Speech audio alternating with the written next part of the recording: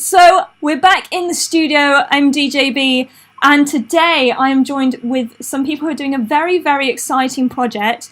We've got Phulmaya and Natasha. Hi, guys. Hi.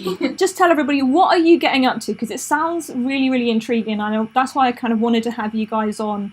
So just explain to everybody, what are you doing? Okay, so basically on April the 11th, we're spending 24 hours on the streets of Weymouth, raising money for the Bus Shelter Dorset, which is a local charity that helps rough sleepers in Weymouth to get their life back on track. Yeah. 24 hours on the streets of Yeah. Weymouth. You must be crazy.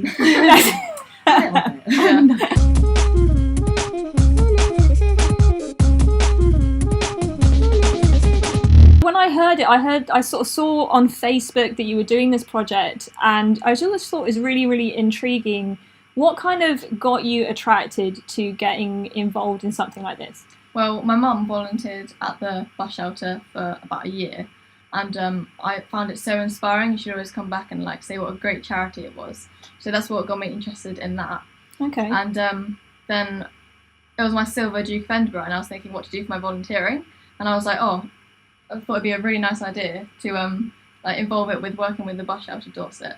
So and we just sat on the sofa thinking of something. We were like, oh, do some small events, then have one big event. And we were thinking, what can we do? Just sat on the sofa, and I was like, oh, how about I just do rough sleeping for 24 hours on the streets? And I didn't know what she was going to say, and she was really supportive of me, and she supported me the whole way through this whole thing. So.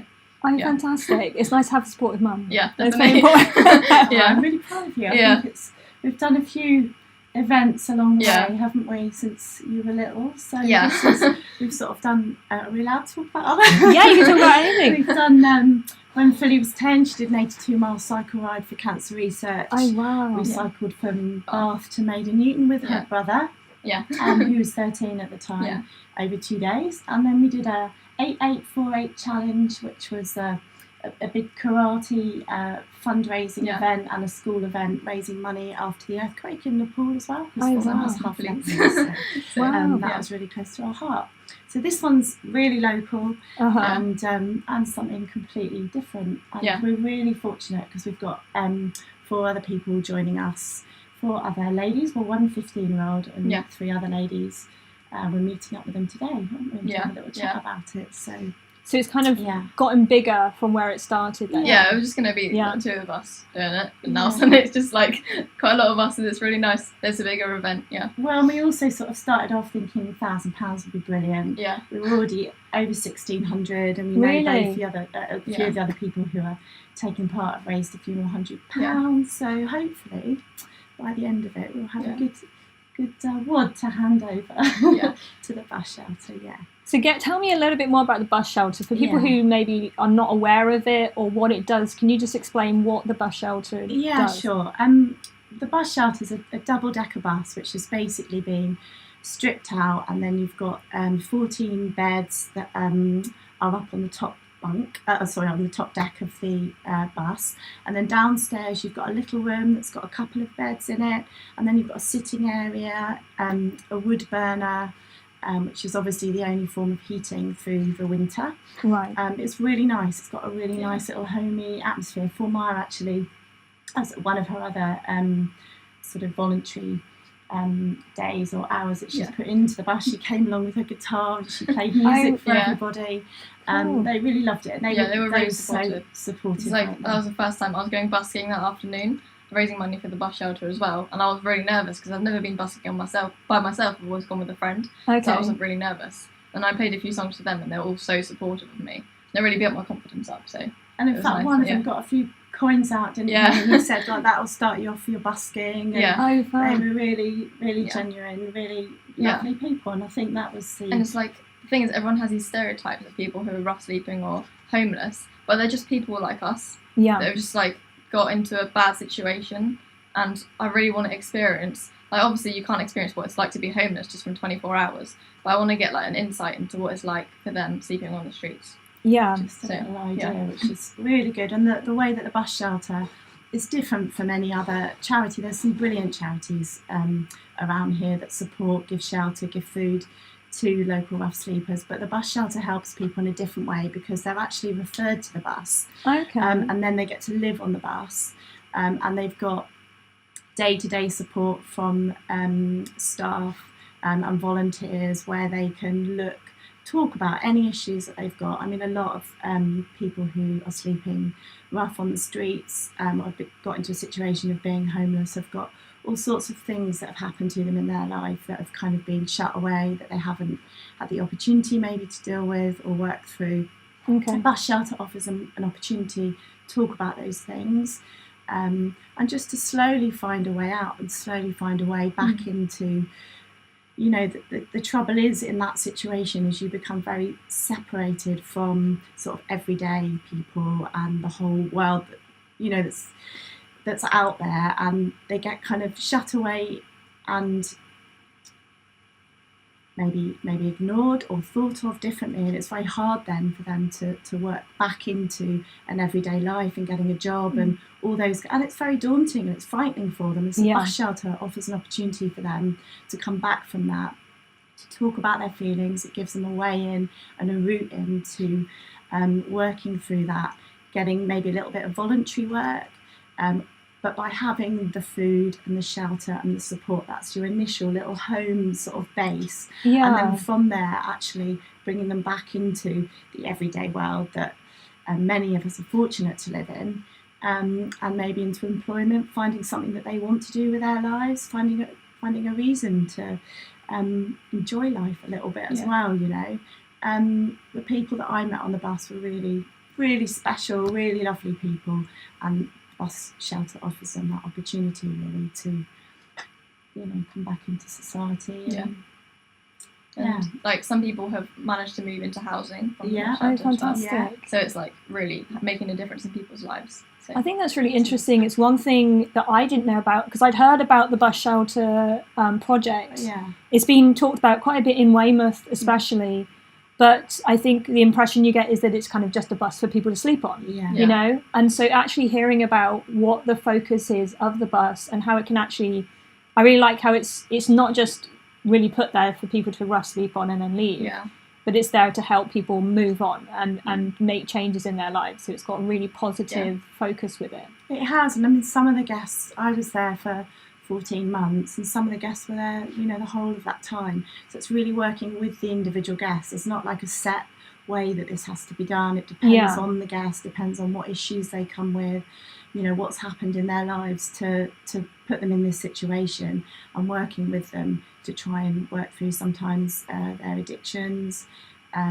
Obviously, a lot of them have, just big, you know, either mental illness or anything like that they need to work through that have normally stemmed from things from their past that have happened to them to get them into that situation. But the thing that's really important to remember is that all of us are not many steps away from being homeless. Right. And if you don't have a supporting, loving network around you and you're in that situation, it's very easy to slip and end up, you know, in some of the positions that some of the guests from the Bus Shelter have ended up in. So this is a lifeline for them to lift them out of that and get them back into a, you know, some kind of normal and hopefully healthy and happy life. Really. Yeah. I really like that focus with the future that you're talking about with the bus, you know, that it is there to help look them towards the future. It's not just a temporary step. Yeah, it just brings so much hope for homeless people around this area. Yeah, it does. And also we did things like on the bus we do some fun days out with some of the guys from the bus. Oh, fantastic. And do little day trips. We did an amazing day trip, actually went up to the Natural History Museum in London. Oh wow. But we went up on the day when we had snow, really awful snow on the M3, and and we got stuck in that for about 10 hours, and I think we got back at about 2 in the morning, but it was a very memorable day.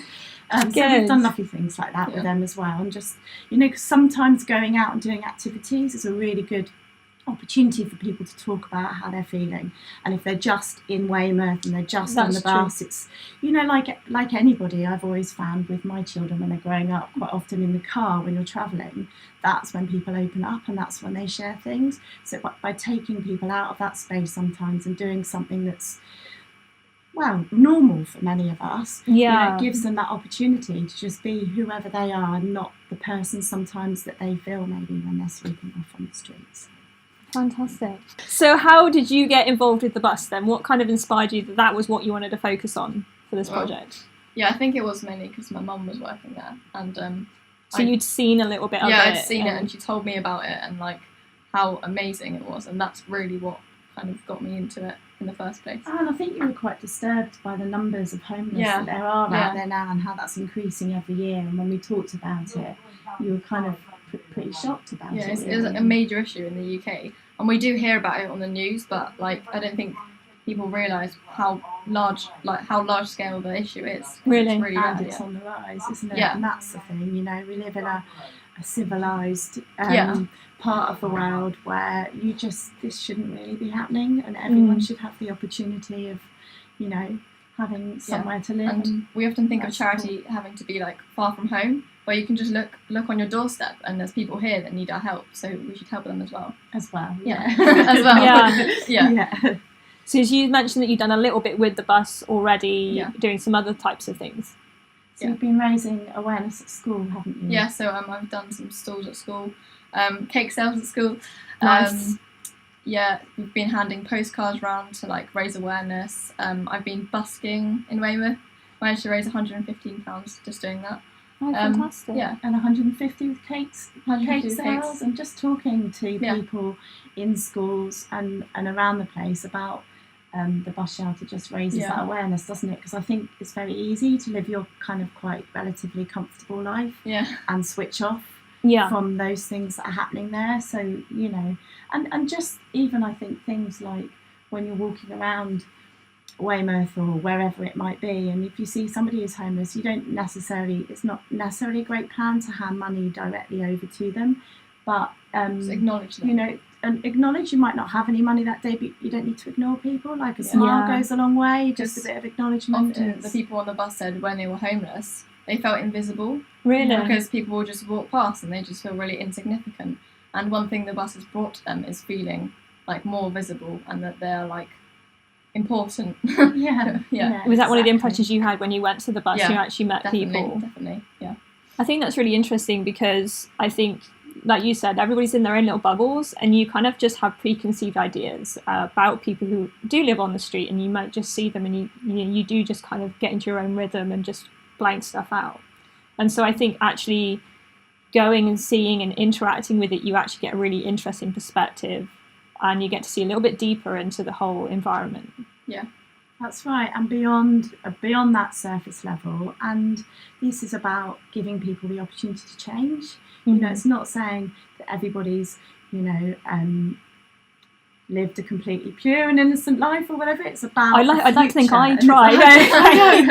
But we all. It's like everyone has hope for the future. Everyone has hope. Like, no matter what decisions and bad situations you've been in the past, you can always like make it better. There's always a way. Your past is your past, and your future is your future, and we can't change our past. Nobody can change our future. But that is made a lot easier if you've got that support from somebody. You know, if you're just on your own, that's really hard work for any of us. You know, but if you get that support like the bus shelter offer, it's an opportunity to make changes. We're not saying everybody is going to change. It's not like that, but it's about a chance and an opportunity for that to be able to happen. Yeah. And you mentioned you're doing this as part of your Duke of Edinburgh award. Yeah. Is that right? Yeah. Yeah. So for Duke of Edinburgh, I did my bronze last year. So for this year, you have physical, voluntary, and skills-based areas, and you have to do 6 months for 2 of them and 3 months for 1 of them. And this has been my one of them. But you only have to do an hour's volunteering a week. You're only meant to do an hour volunteering a week. More than... But I like putting more into things, because then you get more out of it as well. So, Definitely. Yeah. So just to explain, what is the Duke of Edinburgh? Because I only know a very small amount of what that is. So we do it at school. Like, obviously, it's all around the UK, but most schools do it. Okay. And it's an option. It's not like you have to do it. But you have to, as I said, you have your 3 areas where you have to do skills. So for my skills, I was doing music. Voluntary, I was working at the bus shelter, and physical, I was doing my karate. And then you have to do that for a certain amount of time, and then at the end you have to do an expedition. So this one is 3 days and 2 nights, where you like have everything in your rucksack, Oh, and wow, you have to like go off, and you like you're not allowed any phones or any technology, and you literally have a map and like a compass. And I'm not even kidding. No GPS. Yeah, no. You just have to go and like get to your destination. But it's such a good experience, and you learn so much from it as well. And all the things building up to the expedition, you just learn so much from it and build so many skills from it as well. It's a really fantastic. good thing, yeah. So there's bronze, which is what I did last year, silver, which is what I'm doing this year, and then there's a gold as well. But I might have to wait another year because I'm going to have my exams next year, so yeah, I might wait another year to do that. Well, this has set you in good stead, especially when you have to do like your 3-day challenge then, and sort of all of that type of thing. Yeah, well, with this one though, we're not taking any food with us. We're going to take water, and we'll take sleeping bags or blankets to keep warm. Find some cardboard. We're going to find cardboard to sleep on, because that's obviously what we've been advised. That's what the local or generally rough sleepers do. Yeah. We're going to be outside the Clipper in Weymouth. Okay. And that's where we're sleeping. I was wondering actually, what you were going to do to prepare for the whole thing. So things like that, and having. It sounds like you've got a designated place that you've already arranged to go to. Yeah, we've been given permission to go there. We've got like a big banner, and we're going to have donation boxes and stuff, and the little postcards to hand out to raise awareness and hopefully raise some more sponsorship on the day. Mm-hmm. We're going to go, there's a really good charity called Help the Homeless in Weymouth, and they do hand out food to the homeless people up on the bridge. Every night there's a really good team network of people there that cook food and take it up there and feed 15, 20 homeless people every night. We've spoken to them, and obviously this doesn't deplete the food that other people will have, because we really wanted to make sure that was the case, but they've also said to give us sort of more of a truer insight into what it's like to be a rough sleeper. There are places like this set up, so we're going to go there and have a little bit of food on that night, and that will be our food for the night. And then so we're running it from 10 a.m. on the 11th of April through to 10 a.m. on the 12th of April. So it's a full 24 hours. Full 24 hours. Are you going to have breakfast before you start? These are the luxuries we do get. But people who are sleeping out on the streets obviously we do get to go back to our home afterwards. Yeah. So it's not like, we're actual rough sleepers. It's not like that. It's just trying to get an insight in like a little sliver of it's a very small insight into the experience. It's like nothing compared to what people actually have to go through. And we know we've got a warm bed to go to the next night and all of those things. So it's not taking away or trying to make out that we're homeless or we're rough sleepers. Just trying to raise awareness and money for an amazing charity. Yeah, exactly. And then on the 12th of April, from that morning there's a Nook cocktail bar. Down in Weymouth, and they've been really supportive as well. Fantastic. And they are basically saying anyone that goes for breakfast that morning, all the proceeds will also go to the Bus Shelter. Oh, lovely. So it sounds like this has kind of gained traction. You've got people who are helping you out, getting involved, like the Nook and places like that. Were you expecting this amount of support when you got started? No, but I think it's just, I don't think it's a normal thing to do. Like, not many people would expect a 15-year-old to go and sleep out on the street for a night. To choose to do it. Unfortunately, there are 15-year-olds that have to do it sometimes, there are. And that was another thing I think that sort of inspired you to do that, wasn't it? But people have just been so supportive, really good, other schools as well, in fact, have talked about it in assemblies and like raised awareness of it. Yeah, they have, and we've also had things like when fully raised to 115 busking, we put it up on the Just Giving site. And somebody matched it and said, that's brilliant that you've done that. And they put £115 up on there. So we're really lucky. We had a company called Mythic Soft who sponsored Phulmaya £500 last week for this event. Yeah. And we had an anonymous sponsorship of £250. So you don't know who it was? We have no idea who it was, just someone. And it's like amazing to think that we're like people that we don't even know are like taking this fundraiser to heart, sponsoring that much. It's pretty nice. It's even the little amounts they have. Yeah, every little pound helps. It's not everything. All the sponsorships are really, really appreciated. So please keep sponsoring. And how can people do that? How can people sponsor you? We have a Just Giving page online, which is like our main kind of form of sponsorship, really. So they go to justgiving.com /fundraiser. Quick. /fundraising /Phulmaya. Phulmaya is spelled Phulmaya. Okay. 'cause, you know, I have a And weekend. AFM will have it on their Facebook page, so any Yeah, details we'll people put a don't link know on about, so you can click straight through to it if you want to. Yeah, that's brilliant. And then, of course, come down on the day, on the 11th of April. Come and see us. There'll be donation pots there. Yeah. Come and learn a little bit about the bus shelter and see show the some people support. who are sleeping out. That'd be Right outside the brilliant. Clipper Like, yeah, in there's Weymouth. yeah, right outside Yeah. the Clipper in Weymouth. Exactly. Fantastic. And go to Nook and eat loads of breakfast and spend Do loads of money and all of that will Yeah. come. Is that going to be like the Bus shelter. ending? You're going to go. Are you going to We're like, going to wait go till with after? matchsticks. Oh. Yeah, I don't think exactly.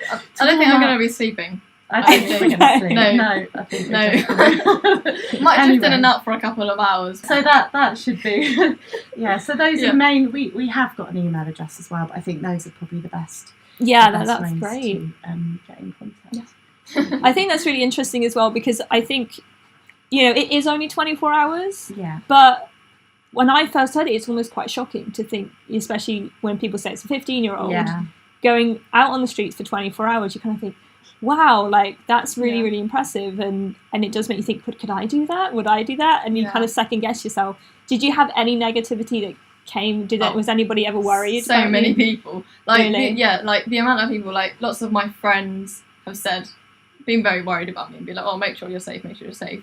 And then on the Dorset Echo post online, we had quite a lot of negative comments on there saying about how it's just dangerous to do and stuff.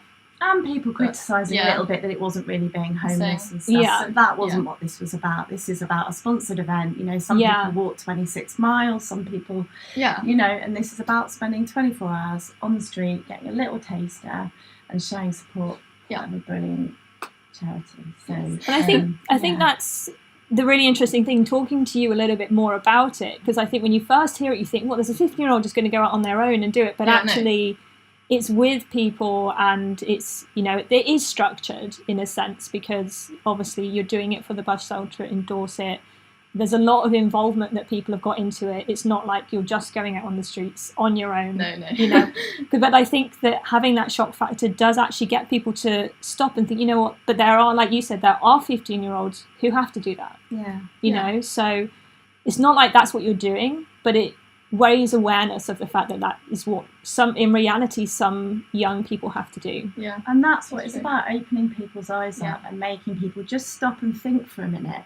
What if that was my daughter? What if, that was me who had to go out and do that, not just for 24 Yeah. hours, but for every day, many days, and what can we do to make a difference and make a change and to make sure that this isn't happening here, because it doesn't need to be happening in this country. You don't Yeah. have to have. We have so many privileges here. Like, people shouldn't be out on the streets. Yeah. Exactly. Yeah, and you've got this support structure. You've got, Yeah. obviously, there's 4 of you, 5 of you going There'll out. be 6 of us. So Six. there's actually 3 single mums and then another 15-year-old girl Yeah. who we haven't met yet, but Yeah. we're meeting her today. I haven't fantastic. met any of them apart from one. Oh yeah, you've met. Well, one of them's my yoga teacher, so she's coming Okay. out. Yeah. And then the mother of the other 15-year-old, Yeah. myself fully, and then there's another lady who's not met any of us, who just heard it, I think, in the Dorset Echo. Yeah. And we're Really? going to go and meet up with her today, so she gets Yeah. to meet the other people who are doing it. Oh, We've obviously let the fantastic. police and stuff know as well. So, Yeah. we have, so people do know that we're going to be out there and Yeah. keeping an eye on us as well. Yeah. Yeah. And like I said, we're not going to be having any drinks or any food out there. No. But, if people want to bring us a cup of coffee, Yeah. then more than I'm not gonna say no. we will take water with us. Yeah. And, Wait, okay. yeah. Yeah. Do you have any... What do you think the experience is going to be like? Cold. Yeah. That's probably the first, especially some Yeah. of the night. If we have this sun in the day, Yeah. that'd be lovely. Yeah. But, But in the if evening, not, it's then been people cold. have to sleep out in the worst conditions, like snow, rain, whatever. Yeah. So at the end of the day, it doesn't matter what the weather's like. We're still going to be doing it. Yeah, I think that's one thing I would struggle with, would be the cold, yeah, Yeah. especially at night. yeah. And We're just- going to struggle to. Yeah, we're gonna We're not struggle pretending. Yeah. Oh. It wasn't meant to be. It wasn't meant to be easy. No, but yeah. we'll No. tell you how we felt after. So are maybe. you interacting with the bus shelter at all during your whole thing, or are you going to mainly just stay based in the centre of Weymouth? We're going to stay based in the Yeah. centre. I mean, obviously they've made this banner for us, which we're going to have up and down Uh-huh. there. Yeah. And they've been handing out the cards and things like that. They know all about the event and they're supporting us on it. So yeah, so that's really good. It'd be lovely if we do get a visit from any of the guests or whatever down there while we're down there. But yeah, we'll see. It'll be really interesting, kind of thinking about what you think it's going to be like, and then seeing what it's actually like. Yeah. Well, it's a Thursday night, so hopefully not quite so many rowdy drunkards from the pub, after a rugby or football match. Although that might be quite fun to see that as well, mightn't it? Yeah. I'm going to be so tired the next day. I'm going to be so tired the next day. But ready for my son's 18th birthday. You got son's 18th birthday? But he's doing his A-levels, which is why he isn't involved. He's always been involved in the other events we've done. But this time round, he's just preparing for his A-levels, really, isn't it? And his 18th birthday. So is there anything you're doing to prepare for it? Is there anything you have to do? What to prepare for this sleep? Yeah. So really, it's just been raising awareness, hasn't it, really? We haven't thought about preparing. Yeah, maybe I think just take a lot of layers. And I don't know, I don't think there's much you can do to prepare for it, to be honest, because lots of people who are homeless don't necessarily prepare for it because they don't know that there's something you're going to have to be sleeping on the streets for a night. So the main thing will be that day going to a site where we can get a load of cardboard and putting that down to sleep on. And then are you coming prepared with cardboard, or are you going to go find cardboard? But then we'll have sleeping bags. Yeah, we'll have something to sleep in and stuff to keep us warm. That's basically all we're going to come with, that and water. Obviously we won't have sort of valuables or anything like that there, but we'll have donation boxes on the day that I guess will be picked up from someone before we're out all night, and then we'll have a big breakfast that morning. After it's complete, though. And after it's complete. We're not having the breakfast during the 24 hours. No, I meant before we left home. That's what you meant. At the Nook. No, so she's brilliant. So we're going as well today. We've got some posters made, so we're putting those up in the Nook. There should be stuff around in various shops in Weymouth as well. Fish and Fritz are always really helpful. Actually, they already do fundraising and stuff for the bus shelter too. They're brilliant. But they're going to have posters in a collection box and these postcards and things up there as well. So there's various places around in Weymouth. We've also got postcards up in our local shop in Maiden Newton. Good old Maiden Newton. Awesome. So after the events happened, what's going to kind of be the future steps from that? Well, I think hopefully we can come back and talk about our experience on here and maybe Wessex as well. I don't know what they're thinking, but we're hoping to get a visit, aren't we? I mean, hopefully you'll come down on the day as well. That'll be really good. And we'll try and get Dorset Echo. So it's, I guess after the event, you're just going to hand the money over, which will be a really nice sum. And then the experiences, those kind of experiences, and you definitely said after you came to the bus and you met the guests and things, that those experiences never leave you, and that's, that's a really special thing, isn't it? And I certainly feel very privileged for the time that I've had down at the bus and with the guys that I met down there. That's just opened a whole new door, really, into my sort of view on the world and where we live and different people's way of life, really. And it's something I hold really, really close to my heart, really special. And I think you felt something similar. Yeah, definitely. Well, it sounds like it's going to be a really interesting thing to do, and I'm really excited to see how it all happens and kind of just hear about your experience as well after it happens, because I think, you sound quite excited, and it's going to be a real interesting experience when you do it. So I think it'll be really interesting to hear afterwards as well, or even during, just kind of what you end up doing and what ends up happening. Because, like you said, it is only a very small snapshot into a much bigger issue. But it's a great opportunity just to maybe give people a little bit of an insight. Absolutely, and also, to inspire other people, other 15-year-olds, other people doing Duke of Edinburgh, to do something that's a little bit more out there, a little bit bigger, just doing to open, just a bigger cause. Just doing something. A lot of people are so caught up in their lives nowadays. Like, it's just everyone is. There's just so much going on, But sometimes you just have to take a minute and like think about other people and how to help other people, like bigger causes and stuff. Yeah, exactly. Yeah. And a lot of people are quite negative about teenagers, and this is a Yeah. sort of, you know, and this is all, you know, this is also saying actually teenagers can do really great things too, and you know, it's important to shout about it when they do. So Definitely. do you know what I mean? Yeah. So it's kind of it's about that too, and just a really massive thank you to everybody who supported us and encouraged us. From financial support, you know, Melissa, who's out on the rough sleep with us as well. Yeah. She's from MediSave. They've been really fantastic too, haven't they? Yeah. So just a really big thank you to everybody who's helped, supported, and encouraged. And it's just the support we've got. It's just been so phenomenal. Like we didn't expect that, like this many people just to be so like encouraging. Yeah, exactly. So other people should also maybe do stuff like this and see what they can do, because people will listen and people will support you. But I think it also shows, you know, it doesn't matter how old you are, like you can always make a difference. And I think you might never see the difference that the money you raise makes, but it will make a difference to a number of people's lives. Yeah, that's very true.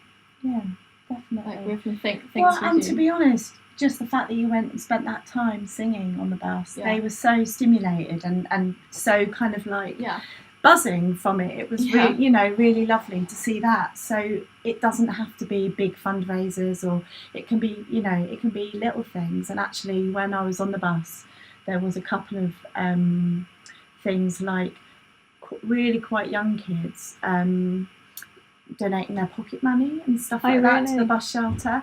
And obviously we talked to some of the guests about that, and they were just they felt that, you know, and it was like wow, and it just clicked in them and behind. All right. And you know, I think things like that are really important as well. But I think often people think things they do go unnoticed, like they don't make a difference, but everything you do makes a difference. Even if you just smile at someone walking down the street, it can change the day. They could be having such a bad day, and just to smile at them could like change it for them. You don't know, you don't even know like half the things that you do are gonna make a difference in someone's life. And that could be anyone. That could be someone who's a rough sleeper, someone who's homeless, or anybody. None of us know what's going on inside somebody, and a smile or anything small like that can just reach in and touch someone, and you know, make them feel acknowledged and noticed, and that's really important. There's not enough of that in this world, is there? You know, there's a lot of rubbish stuff, but saying that, I do think the news and things like that often focus on all the negative stuff going on in the world, and there's loads of really lovely positive things, and I think that's a really important thing to actually highlight and focus on, because negative kind of breeds negative, and it brings people down, and then everyone thinks the world's really terrible, but it isn't. You know, there are terrible, horrible things going on in this world, but there are really lovely, fantastic, supportive, amazing things going on, and we need to be focusing on that, because as we've just been talking about, that has a positive knock-on effect that makes people think, oh, I could do something, I want to, and that's how we need to work it, not, oh, everything's negative, everything's bad, and head down and ignore everyone because, you know, they might be horrible, something might, you know, it's kind of bringing out those positive things and looking at how we can make little changes out there. Definitely. No, thank you so much. And I think it's so inspiring what you're doing, and I wish you all the best with it. Thank you. It was really nice to come in today. Thank you so much. Really we really appreciate it. Yeah.